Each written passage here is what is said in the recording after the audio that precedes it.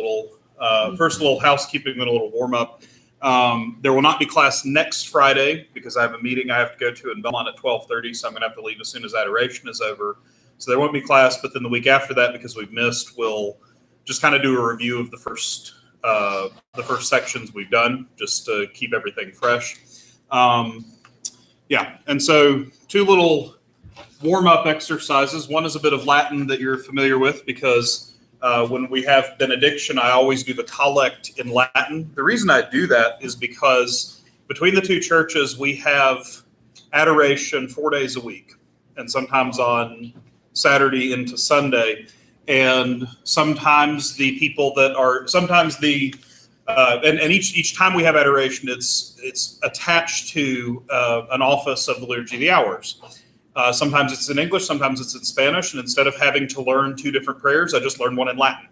And that way I can, basically it's much simpler for me to do it that way. That's actually why if you were like right up at the altar as I'm saying Mass, the subaudible prayers that I say quietly that nobody can hear, I do those in Latin most of the time just because it's easier to memorize 1 set of prayers than to memorize 2 or 3. Also, I'm familiar with some of those. Some of them carry over from the old Mass, some of them don't, but some of them do, and so it makes it easier just to keep track of all of that. So, but anyway, the prayer that we use at the end of benediction, it's actually the collect for the feast of the most holy body and blood of Christ. It was written by St. Thomas Aquinas. And so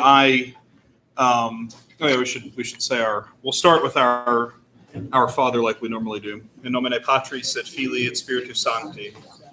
Pater noster, qui es in caelis, sanctificetur nomen tuum, adveniat regnum tuum, fiat voluntas tua, sicut in caelo et in terra. Panem nostrum quotidianum da nobis hodie, et dimitte nobis debita nostra, sicut et nos dimittimus debitoribus nostris, et ne nos inducas in tentationem, sed libera nos a malo. Amen. In nomine Patris et Filii et Spiritus Sancti. Okay, I got ahead of myself there. I saw people getting out booklets, and I'm like, why is that a different booklet than the one I carried downstairs? And then I remembered it's the prayers. So by way of a little warm up, I've got two little things for you. One is this lovely poem that we'll go into in just a moment, but also the collect that we use at the end of benediction. Or during benediction. So I guess the collect is done before benediction, So it's done during the rite of benediction. Like I said, it was written by Thomas Aquinas. It's part of the Mass of it's actually the collect from the Mass of Corpus Christi. So just a few cognates to pay attention to. Deus, we know Deus, obviously. If you don't, then that's Deus is God. Qui nobis, qui is who. That's going to be very important here in just a moment. Nobis is to us. Sub is a good word to learn because it's a preposition. It means under. Think of how a submarinus, is under the sea. Sacramento, under a sacrament. Mirabili. Mirabili, think of miraculous. Something that's miraculous is amazing or wonderful, right? So mirabili is wonderful. Deus qui nobis sub sacramentum mirabili, God who to us under a wonderful sacrament, passionis tuae memoriam reliquisti. Memoriam is going to be the easiest one there, right? It just means memory, or in this case, we're using it to mean something like, we translate it as memorial, but a reminder or a memorial. Passionis, the passion, tuae, so your passion. Reliquisti. Reliquisti is a neat word. So where we get the word relic? I'm just reading this off of this isn't in front of you. This is the prayer I do at the end of benediction every day. Yeah. So the isti is going to be the second person singular ending. So we're talking to God. So we're saying you. So you have left us. Something is a relic, it means it's a leftover. So you have left us a memorial of your passion. Did you say singular or is that That's singular. That's going to be, isn't it? No, Singular. second person singular, and that's going to be ire, reliquire. Tribue quesumus. So quesumus shows up a lot in prayers. It means we beg you or we ask you. The closest cognate to that in English is going to be to query. So to query is to ask. In Spanish, that shows up as quiero. I want something. So quesumus means to beg or to ask. It usually gets written, it gets translated in prayers as to beg or to beseech. But we don't walk around saying we beseech. I had somebody write me a note on an internet forum one time. It was a very nervous and scrupulous teenager who wanted help, and he got more and more insistent the more he wrote, started writing in all caps, and he said, "Please help me, I beseech you." And I'm like, yes, this has turned into an episode of Downton Abbey.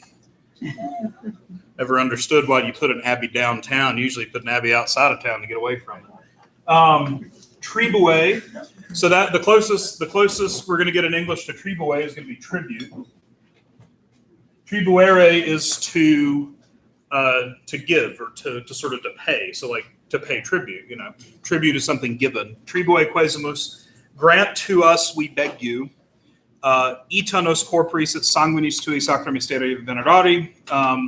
Corporis et sanguinis, we hear that a lot because that's the body and blood. Sacra mysteria, the sacred mystery. Venerari is to venerate or to honor. So to revere the sacred mysteries of your body and blood. Then there's going to be a very important word comes up next in that prayer that comes up in literally every prayer, or just about every prayer. If it doesn't come up in a prayer, I'm very surprised. And that's ut. Ut is going to be very important when we get to the subjunctive. If the subjunctive doesn't cause your brain to explode, it will become your best friend. The subjunctive is actually one of those things. It's one of the reasons I like Latin and I like studying the Romance languages, because we've kind of dropped the subjunctive in English. But if you learn how to use the subjunctive well, it will change how you think about everything. That's going to be the kind of the wishing or hoping or it's anything that would be translated as so that, or that I might, or that this might, or something like that. So ut is going to be the that. So prayers will always have what they call the ut clause in them. We begin by sort of an invocation. So we say God, and then we say something about God, who in this wonderful sacrament have left us a memorial of your passion. Deus, qui nobis sub sacramentum mirabili passionis tua memoriam reliquisti. Then we say what we're asking for. Tribue quesumus, ita nos corporis et sanguinis tui, sacra mysteria venerari. So there's a tribue is an imperative. So we're saying, give to us, we ask you, or grant us, we pray, as it's translated. So to revere the sacred mysteries of your body and blood. And then we tell him why with the ut clause. Ut redemptiones tuae, that your redemption, fructum in nobis, jugiter sensiamus. Jugiter is to bear. So you think of if you're carrying it's related to the word for a yoke. So to be yoked is to carry something or to bear something. So jugiter, wait a minute, I'm looking at the wrong word.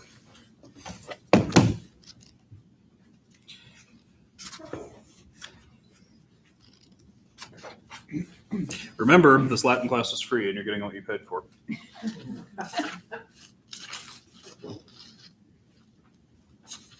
Oh, this silly.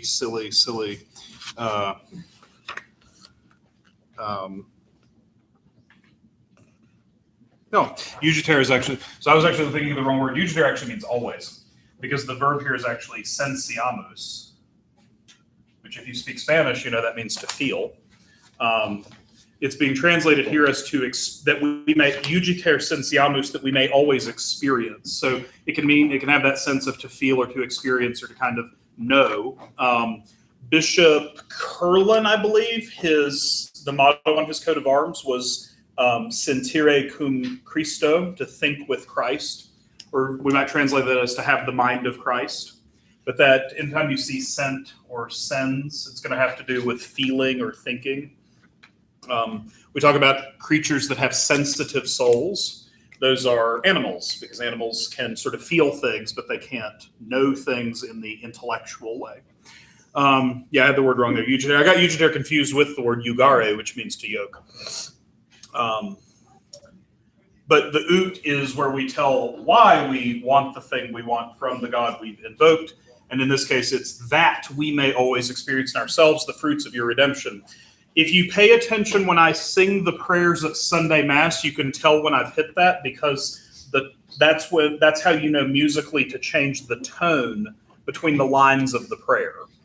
So if I would sing it, I would sing the first part, "O God, who in this wonderful sacrament have left us a memorial of your passion." And then you break it at either the verb or at the ut clause. "Grant us, we pray, so to revere the sacred mysteries of your body and blood, that we may always experience in ourselves." So if you listen to that, there's going to be a verb and then an ut. And that all those three things are in just about every prayer in the Mass. So yeah, you didn't know you were going to get a little extra liturgical catechesis today. But there we go.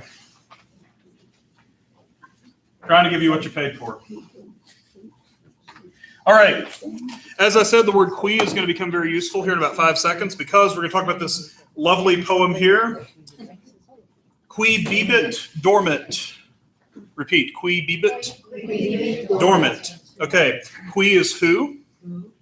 Bibit. It's to drink, yes. Bibere. That's where we get the word imbibe. It means to drink in. Im is also an intensifier there. It means to drink a lot, or to drink intensely, or to drink deeply, or to go back to my house to that corner of the living room where there's a lot of bottles. Dormant, sleep. Right. So he who drinks sleeps. Okay. Next part of the syllogism. Qui dormit non peccat. He who sleeps does not sin. Qui non peccat sanctus est.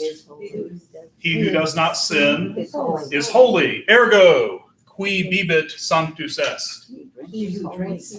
There we go.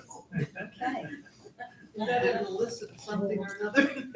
That is perfectly valid logically. I'm trying to find the When I follow this Latin class by teaching a logic class, we're going to use this as an example of a syllogism. That is. So all drunks are holy? Well, I mean, the logic holds. I mean, you could also say all dogs are cats, all cats are mice, therefore all dogs are mice, or all cats are mice, but that's logically valid, but it is unsound because it isn't true.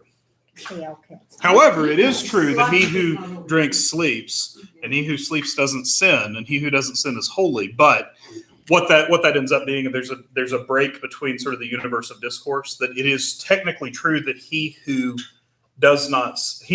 sleeps does not sin, and it is true that he who does not sin is holy. However, there are other things you have to do to be holy. You have to do good things too, and drinking to the point of sleeping is going to preclude you from that. So, anyway, yes. So take this as your motto. Yeah, half a drink and I'm asleep. Not fun at all. All right. So we're going to go over the exercises from lesson 2. We already kind of talked about, we already did the cognates, we already did read the Latin and give the meaning in English. We're looking at unit 2. We want to decline these phrases. So let's have our singular and our plural and nominative, genitive, dative, accusative, and ablative.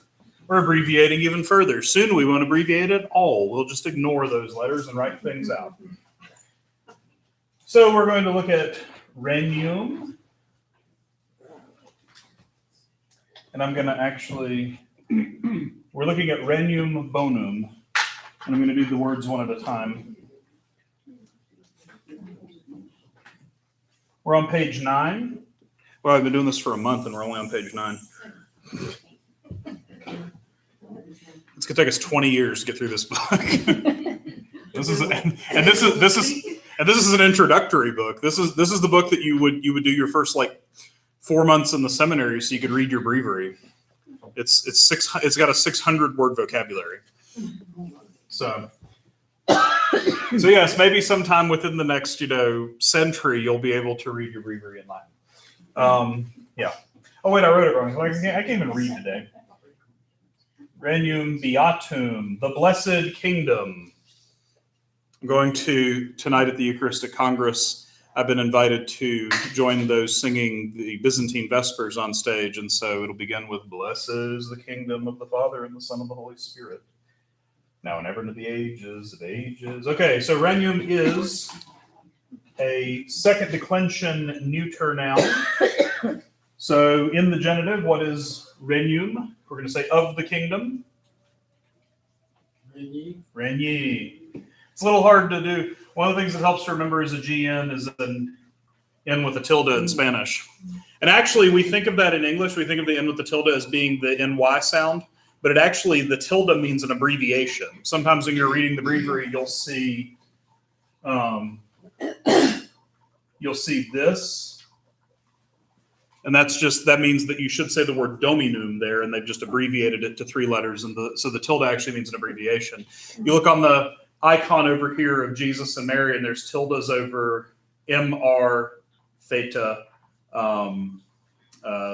upsilon, and that's because that's mater. It's an abbreviation for mater theou, and then next to Jesus you see IC. It's actually not a C, it's a sigma.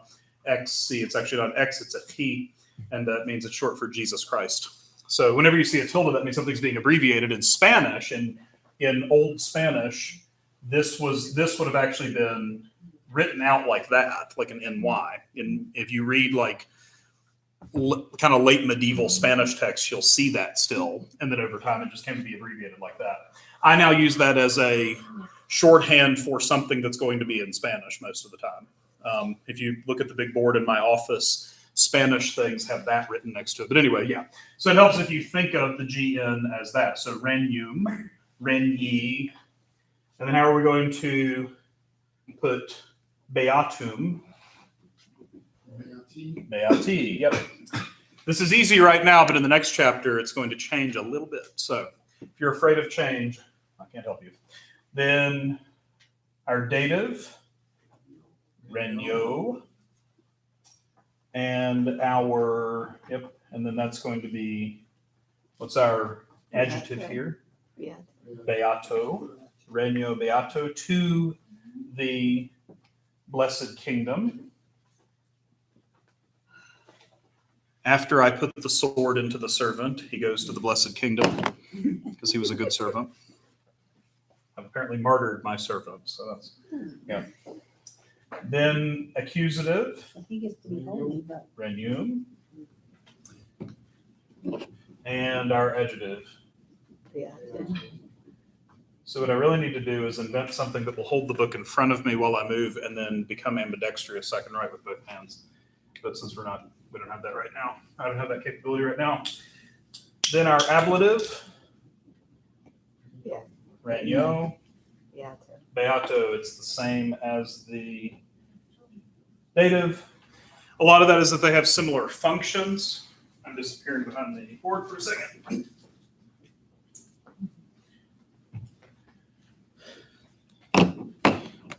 To the Blessed Kingdom or for the Blessed Kingdom. And then accusative receives the action of the sentence. I saw the Blessed Kingdom, vidi regnum beatum.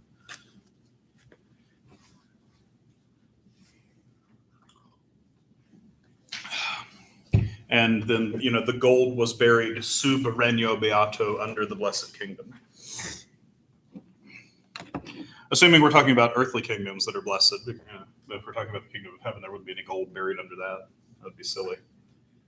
We'd have a really weird religion. I mean, not to say that we don't already. I'm standing here dressed like a wizard on a Friday afternoon teaching you Latin, a language that no one has actually spoken conversationally in 600 years. So anyway, I think 600 years ago was about the time that Spanish and other things were invented, but So the way I describe the evolution of the Spanish language and the Catalan language and all the other languages of Spain is that somebody took their Latin and they dropped it off on the Iberian Peninsula and left it in the sun for a couple hundred years. And not nearly as bad as what happened to it in France. We won't go there. What's that? That's true. Yeah. I have a whole list of, I have several thousand books on my Amazon lists. And so it makes me feel good knowing that I'm never going to read the thousands of books I have. So it's okay that if I never buy the thousands of books that I want, but I have about 14 on the history of the Spanish and French languages. So it probably wouldn't be healthy to read about the history of the French language because the amount of bourbon that would require. Hey, I just made a French history joke without meaning to. Accidental French history joke. You get that one for free. All right. So if we have blessed kingdoms, and they are the subject of the sentence, in the plural, regna beata. It's pretty easy right now because with most adjectives, they're going to just track exactly to the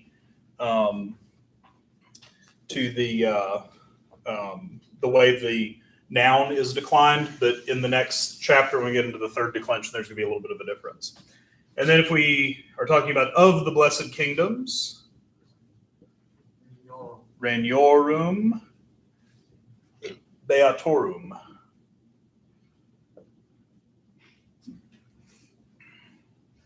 And then we're going to the blessed kingdoms, regnis beatis.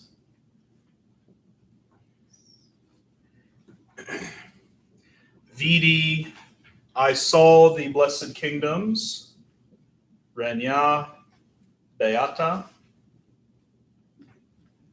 Once again, it's the same as this one, in this case, it's the same as the nominative.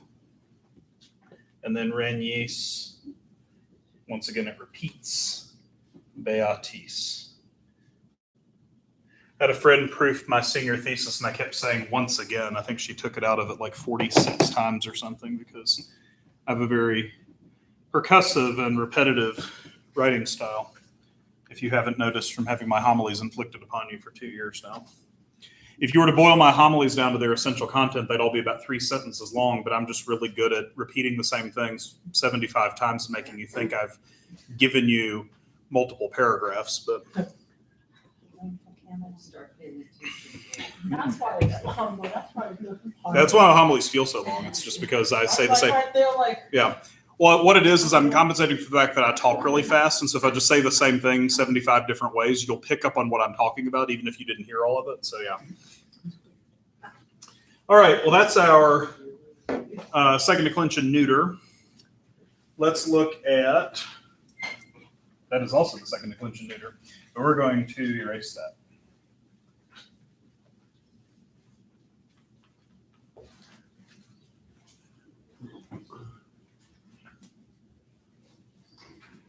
Oh yeah, this is where I was committing heresy last week. Out of context quote of the day. Dear Bishop Judas.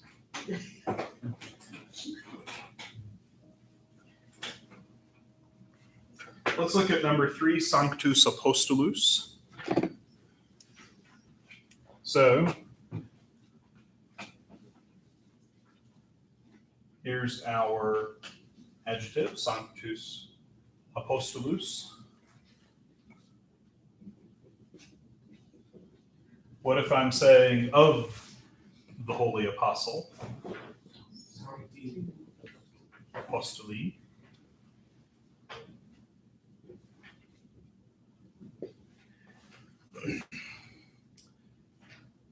What if I have something for the Holy Apostle?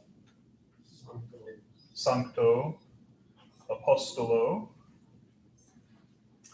And if I am talking about the Holy Apostle, Sanctum, I switched markers wrong.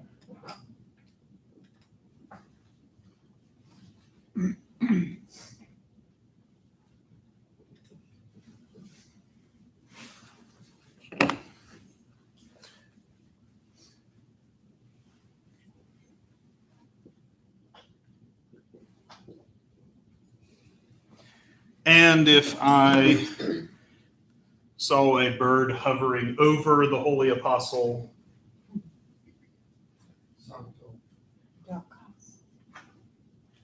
could it be preceded by a Sancto Apostolo. sub or something like that? Usually it would, yeah. Would The accused or the ablative is almost always going to be preceded by a preposition. Okay. The dative doesn't have to be. And so if you see this form show up and it doesn't have And you know an it's a it's dative. then you know it's probably the dative, and it's going to be translated as for or to. It's like or an toward. indirect object, isn't it? Yeah. It's funny because when you take a modern language and they talk about direct objects, indirect objects, so the accusative is the direct object. Yes. I learned this, and then I went to Spanish immersion, and I asked why they didn't break out the pronouns like this, because it would have been much easier to learn it that way. And they said, well, we do talk about that like in highly technical writing, but almost nobody teaches it like that. It's taught as, here's the object pronoun, the subject pronoun, the pronoun for if you have a different gender on a Tuesday than you do on a Friday. It's 2022. No.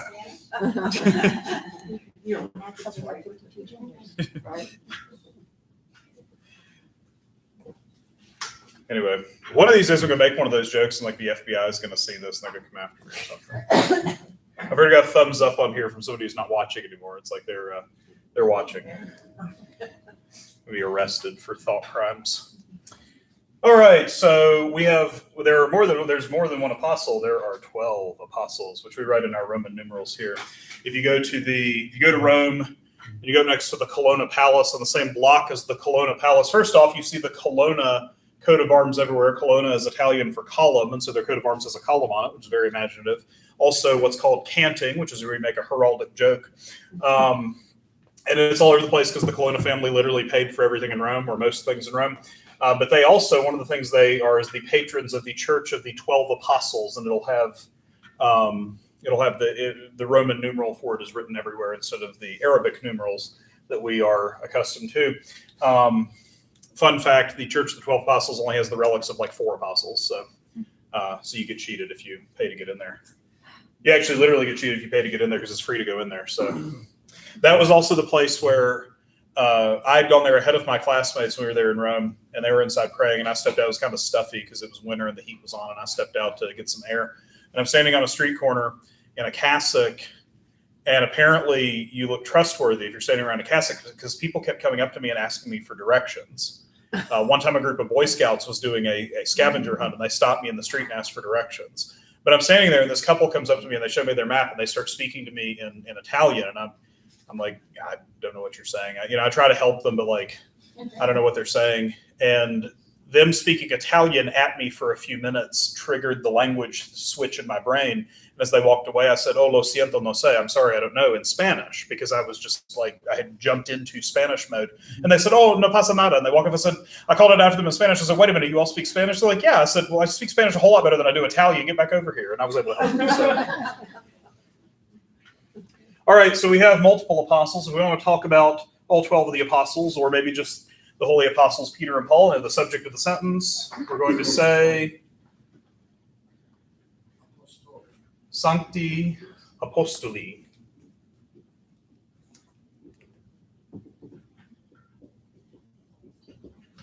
And if we're going to say something belongs to them,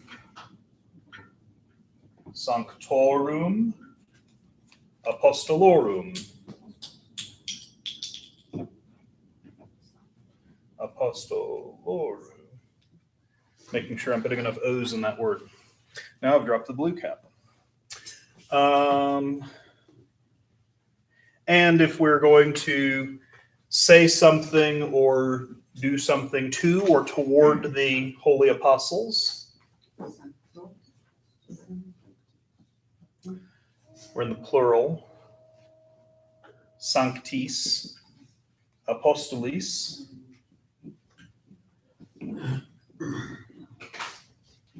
And then if we're talking about them, they're the subject of the sentence. Sanctos Apostolos. I'm going to give you an example of this in a minute that actually involves the holy apostles. And then if there's a preposition in front of the apostles, Sanctis Apostolis.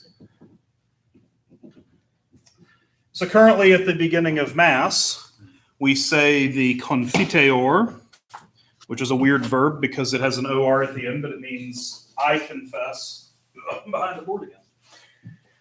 In the old rite of the Mass, in the old form of the Confiteor, in the new one, we invoke the Blessed Virgin Mary and all the angels and saints. In the old one, we would twice mention the holy apostles, Peter and Paul.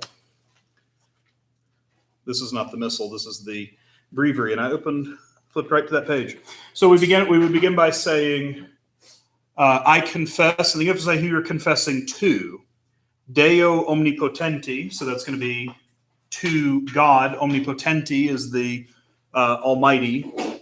Beate Mariae semper Virgini, to the Blessed Virgin, Blessed Mary, ever Virgin. Beato Michaeli Arcangelo, in a bit of medieval Latin where we've declined a Hebrew name that ordinarily isn't. Michael gets declined. Also, you'll see Michael is an interesting one because usually in Latin, there should be an H there, the AE becomes A, and you'll hear people who miss this little subtle bit of Latin say in their Latin, Beato Michaeli Arcangelo. There's no Michaeli Arcangelo because that's an A and an E and not an AE. And sometimes you'll see an umlaut put over it. Today we're learning all the diacritical marks and how they usually work. In German, an umlaut changes the pronunciation of the letter. In Romance languages, and it does this in Spanish and French as well, it means that you pronounce those two as separate syllables. Okay. So like when you see, yeah, Mikaeli, because that's a Hebrew name, and that would be two syllables in Hebrew. Because you have Mi, Ha, El, and the El part is very important because El means God. So Mikael. Well, we're just touching on all the languages today. Give me a minute, we'll be in Sanskrit. I don't know anything about Sanskrit. I had a friend in seminary who, I don't know if he was ignorant or if he just liked to jerk my chain, but when I was trying to study Arabic, he kept calling it Sanskrit. I think it was, at times it was one, at times it was the other, but then again, you know, in charity, we can't assume malice, so I can't assume he was trying to jerk my chain, so I have to just assume he was ignorant, but, you know. That's charitable. We have conversations all the time around the office about somebody did something, and it's like I can assume one of two things. Either they are crazy or they are mean, but I can't assume they're mean because that would be uncharitable, so I have to assume they're crazy. And that the balance of the evidence gives me those two choices. And that happens an awful lot in today's world. I can't assume malice, so I have to just assume insanity. Anyway, so we're going to then confess to Beato Ioanni Baptiste, to Blessed John the Baptist, and then Sanctis Apostolis Petro et Paulo. And then we go on down later in the prayer and we repeat all of those names, but we do them in a different case. Because we were asking them in the dative, I confess to these people.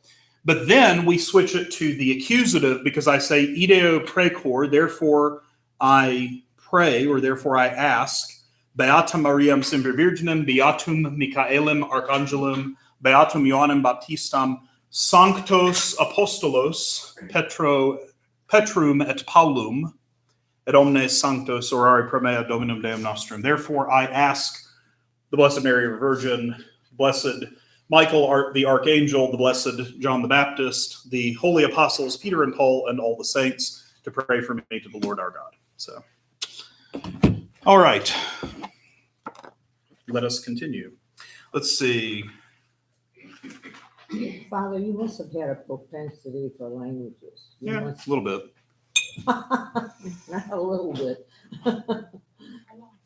If nothing else, this is going to be a harrowing 30-week ride through how my brain works. So how many languages do you actually know then? I'm useful to some degree in about 6.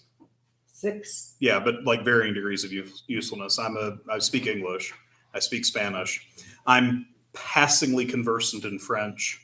I'm moderately technically good at Latin. I have like kind of I would characterize it as a high degree of reading knowledge of Latin. Like I can converse in Latin. Okay. I know enough about Hebrew to work with it. I know less about Greek, but still enough to work with it. So But can you understand this mountain dialect yet? I grew up speaking this mountain dialect. I'm from here. I cannot tune in. I'm from Southwestern Virginia. You know? I speak this mountain dialect. What got me? See, people who aren't from the region say that there's a Southern accent. There's not a Southern accent. There's 28 of them. And I found that out in a big way for two reasons. One, when I went to seminary with a bunch of Louisiana people, and they're not even speaking English. And two, when my parents moved from Knoxville, which is how you say the name of that town there, to Nashville, and they talk like they're from Arkansas. And you see that on the TV commercials. There's that thick, like, Ozark twang. So we got out of the Southern Appalachian, that kind of gentler, Southern accent, that mountain dialect, into that real thick, multisyllabic, twangy Northern Arkansas, Middle Tennessee thing. So yeah. That was my native tongue. Yeah, well. Have you ever tried a Slavic language? I've tried. I can read Cyrillic because it's not that hard. If you can read Greek, it takes you 5 minutes to learn Cyrillic. It's the same alphabet with some modifications. But I don't actually have substantive knowledge of any of them. It really helps that if like I've seen like in the last few months, there's been a lot of Ukrainian and Russian texts on the news. When I've looked at those, about half of both Russian and Ukrainian vocabulary on most things, most everyday things, is cognates with English. It's either loan words, direct loan words, or just cognates. So I can usually figure out a little bit, but the grammar in the Slavic languages is so complicated. It's slightly more complicated than Latin or Greek. Like Greek is a little bit more complicated than Latin, and then these are more complicated than Greek even. How about pronunciation? Pronunciation and the pronunciation and the hard part if it's an East Slavic language that has the Cyrillic alphabet. Because a lot of people will think like learning a new alphabet is really difficult. It's actually much easier than learning a language that's in your alphabet but is pronounced differently. That's why I've never been able to learn Polish. Because Polish takes the Latin alphabet and does things to it that should be banned by the Geneva Convention. But then like in Cyrillic, this shape has never meant anything to your brain. That's the zh sound in Cyrillic. Or this backwards end-looking thing is like a Y. But that has never meant anything to you. So it's new knowledge. Just like if I were to teach you Hebrew, you could pick up the alphabet in an afternoon because those shapes have never corresponded to anything. And actually, you can even still make similarities. Like that's resh, that's the letter R in Hebrew, and it looks like a backwards R. And it actually works perfectly because Hebrew is read right to left. Yeah. Anyway. And actually, I learned the Hebrew alphabet pretty quickly because I already knew the Arabic alphabet. And there's some similarities. Like this is an S or SH sound in Hebrew. This is the same letter in Arabic. Oh my God. So yeah. Holy moly. I should clarify. There is a seventh language I know, and that is just random party tricks involving alphabets. I can make it look like I know a whole lot more than I do.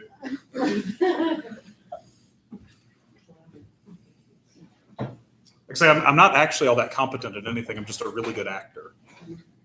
All that you need is confidence. That's awful. All right. Let me pause for a second here and wipe the board. Any questions before we move on? Because I'll do one more exercise and then we'll talk about the third declension. And this is where our brains will explode. Or since we're not going to be here next week, we could just wait. We could hold off on the third declension until the next week. But the title of the video stream today is Second Declension and Third Declension with a question mark. We're also changing the name of the video series. It was Discamus, Linguam, Latinam with an exclamation point. Let's learn Latin. Now it's going to be Festina Lente, which means to hurry quickly, or to hurry slowly. Yes. To reflect the pace at which we are learning Latin.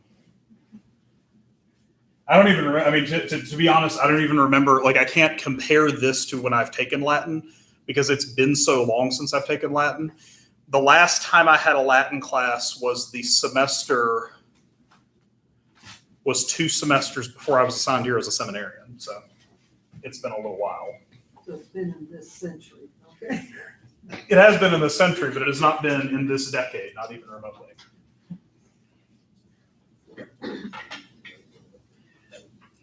If I invented time travel and introduced Noé now to who I was when I took Latin last, he would outrank me by like a year and a half. And that's even with him having taken a pastorate here. How many years of Latin did he have? I don't know exactly. I had about 2.5. And I just use it all the time anyway, so that's how I practice. And that's the thing. I asked one of our professors, you ever go out to Maggie Valley and go to St. Margaret of Scotland Parish? Father Beckett is out there. And Father Beckett speaks or can read or can work in probably 14 different languages. And I asked him, how do you keep up that many languages? I mean, I get if you know like one or two. Like, let's say you went and did your Spanish immersion, you speak Spanish now fairly confidently. How do you keep it up? You do Duolingo or, in my case, I just speak it every day. I just have to use it almost every day. He said he just reads. And so like he'll read things in the various languages just to kind of refresh them. So that's why I recommend look up, and I can find, I can put out a link to where you can find the Latin Vulgate Bible online. Look up, like maybe pick one of the Sunday readings that's perhaps grammatically simpler. St. Paul's letters tend to be, because they're written in a very kind of static and rhetorical style. Look up Paul's letters in Latin and like read this Sunday's maybe second reading in Latin, or read the gospel. The gospel this weekend is really long, but pick out texts you're familiar with. That's one of the first things I do whenever I try to learn a new language is I buy a Bible in that language, because through studying theology, through praying the Liturgy of the Hours, I've got a bunch of scripture texts pretty much committed to memory. And so that's what I look at first. That's not my dad was Hebrew. Yeah. He read it from the Hebrew Bible. Yeah. So he wanted by reading the Bible. Right, exactly. And that's how like if I were to, maybe this winter when I'm snowed in, I'll recover my Hebrew a little bit, but that's what I do. I get the textbook and I do exercise and stuff, but I also just get out the Bible and read texts I'm familiar with. Are the encyclicals written in Latin first? That depends. What has typically been the case for papal documents in the modern period has been that they are written in the whichever vernacular the Pope is sort of comfortable with. John Paul II would write his encyclicals usually in Polish, and then there'd be somebody on his staff. Actually, let me rephrase that. John Paul II wrote his first encyclical in Polish, and then somebody translated it into Italian so his staff could edit it, and then they translated it from there into Latin, and the official version came out in Latin, and then other translations are made from the Latin version. Then everybody got that encyclical and they read it and they realized this is the work of a Polish philosophy professor with an IQ of 220, and it's totally incomprehensible. So after that, he would just write a loose outline of what he wanted to talk about, and the theologians on his staff would write his encyclicals for him, and then he would sign them. And that's actually also not uncommon. Leo XIII put out 85 encyclicals in the 26 years he was Pope, and his brother probably wrote over half of them. His brother was a cardinal and was a Jesuit theologian and may have been the architect of all the social teaching that Leo promulgated. But usually they were written out. It wouldn't surprise me to find out that Leo XIII wrote his own encyclicals in Latin because he was fluent in Latin to the point of writing poetry by the time he was 8 years old. I have a book I'll bring in of his from 1896, so it was published while he was still alive, of his Latin poems.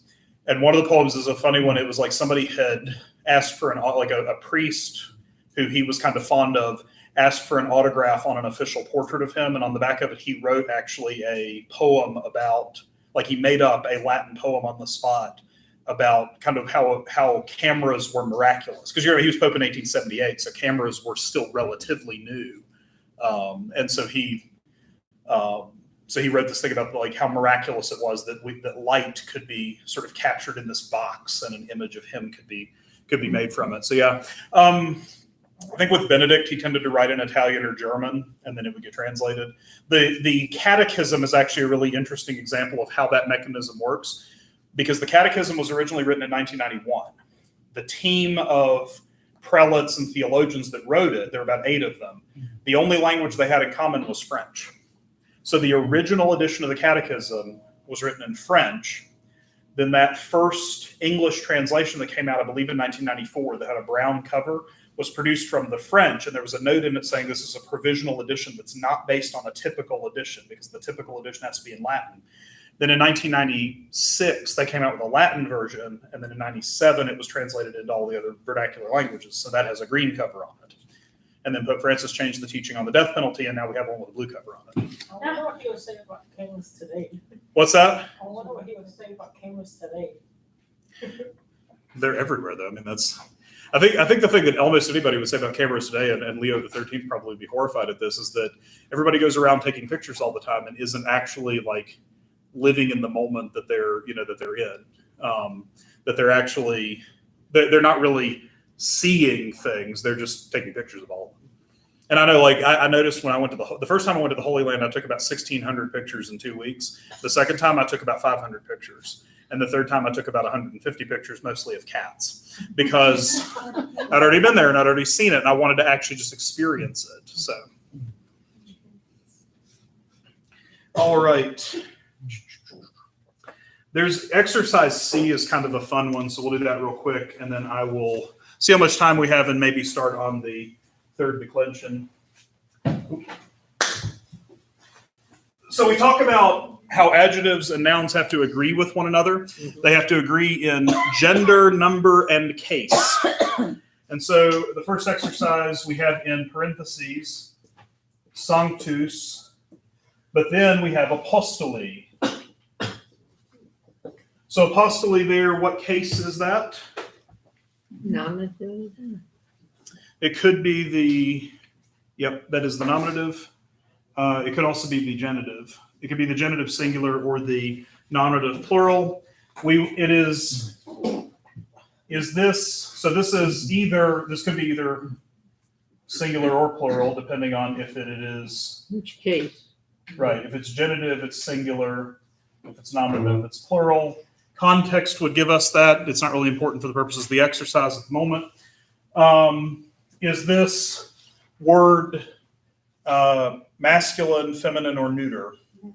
It's masculine. That's actually going to be something too we get from context, because theoretically you could have, there weren't any, but theoretically you could have a female apostle, in which case you would have an apostola, but we don't. And since we're in the second declension, this is either going to be with an I ending, it's either going to be masculine or neuter. And since apostle is a gendered word and not a neuter one, it's got to be masculine.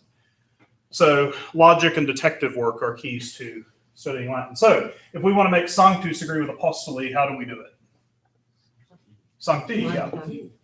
Most of the time, and like right now in the second declension, it's always going to be pretty much the same. They're going to rhyme. That's why Latin is good for poetry and has a good sort of cadence to it, is because it does that. I love reading in the breviary when you get to the feast of a saint, and it's telling you in the eulogy of the saint is what it's called. The year that saint was, let's see if I can find one of these. The year that saint was either canonized or died, the year will ring like that. So on the feast yesterday in the old calendar is the feast of Saint Dominic, and it says anno ducentesimo vigesimo primo supra millennium, and then alumnis caritatem humilitatem et paupertatem tamquam certum patrimonium relinquent. So there's a cadence to it, largely because of these kind of endings. All right, let's look at another one of these exercises. Terris, and it's a holy land.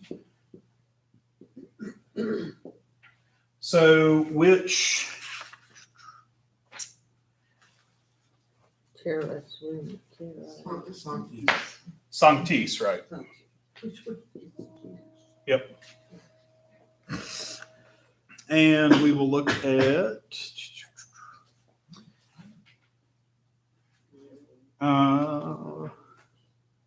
let's find another one that's different. Oh yeah, here's a pretty common one, number 4. Beatus Mariae. So that's going to be feminine. That's going to be one of 2 different cases. It's either genitive or dative singular, or we could be talking about multiple Marys. But since we're talking about beatus, there's really only one, so we're going to say that that's genitive or dative singular. Confiteor Dei omnipotenti, And then Mariae, semper virgine. How do we change beatus to agree in gender numbering case? Beate, yep. Super easy at this point. But wait, it gets crazy here in a minute. Yep. Is All right. that beautiful, Mary? Is that what it is? Blessed. Blessed. Beatus is blessed. That's why we call someone who is not canonized yet, but who is about to be blessed. Formally, we would say they are a beatus. Yeah, a beatus. Beatus is blessed.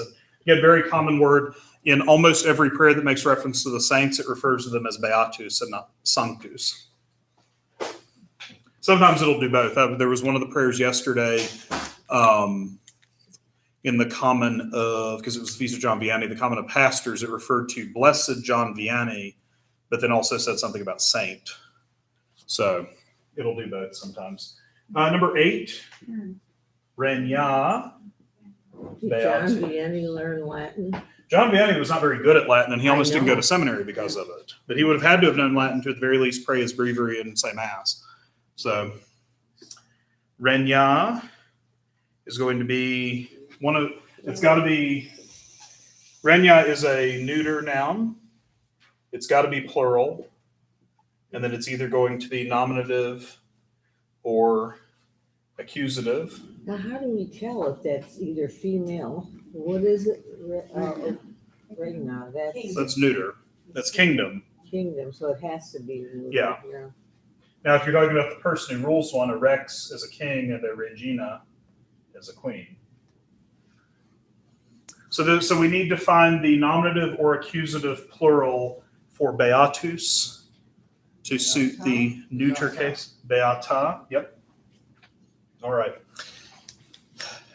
It looks like we're not going to have enough time to get into the third declension. So what we will do, next time we will review some more of these exercises, but then really charge into the third declension. I would recommend go back over, because again, we're going to miss next week. Go back over the exercises and stuff for the last couple of chapters. And if you have questions, we will go over them.